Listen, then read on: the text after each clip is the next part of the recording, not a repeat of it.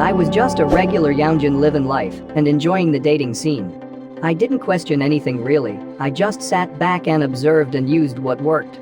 She was wondering why it was so hard to find a decent guy to date, and then digressed to how our relationship ended because I cheated on her and then promptly dumped her.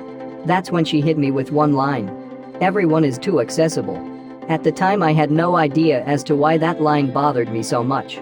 I hit her with that "what is that supposed to mean" look. She pretty much explained that it's far too easy for a guy to find a girl, be it online or otherwise. So there's no loyalty. I just thought for a second and brushed off what she said, then changed the subject. I shrugged my shoulders, but what she said lingered in my mind for days. And then weeks. Why the fuck was this bothering me so much? It was like an innate sting, and I only feel that way when I am face to face with a hypocrite, call it intuition. Nothing repulses me more than hypocrisy, so there was an innate subtext to her statement that even she had not picked up on, but I did. Women are having a hard time accepting the new realities of this new dating system, even when they are one of the primary beneficiaries of the dating market. That was it. That was the sting I felt. The hypocrisy, solipsism, etc., etc. The very same girl that was able to enjoy one-night stands, friends with benefits, and flings when it was convenient for her, and cheat on her boyfriend, had the audacity to turn around and say that everyone is too accessible. Because I had the means to cheat on her? It was all one big brain blast for me. But once you swallow that red pill you become obsessed with patterns. I thought back to another one of my exes when we had some pillow talk months ago. We've known each other for a long time, and we dated on and off twice. We reminisced back to when we were in the talking stage of dating shortly after we first met. Back then it was just us going out for drinks, a movie, or over to each other's places to fuck. She admitted that she legitimately wasn't seeing anyone else during that time.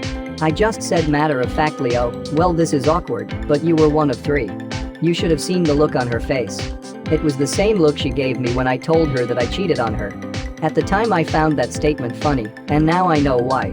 The same kind of bitch that ain't mind going on multiple dates when it came to other dudes, have a few flings and ons, is judging me for multi-dating with her before we were even official. So I asked myself why? Then during some time, it hit me like an epiphany. Casual sex in the dating market is only seen as bad when it is the reason why they can't lock down the man that they want. So they blame Tinder hoes, bots, etc. because if they didn't exist then the man that they desired wouldn't have strayed or had more options to explore away from her. In their mind, every guy up until the boyfriend material guy was simply a learning experience. Now she's ready for the real thing.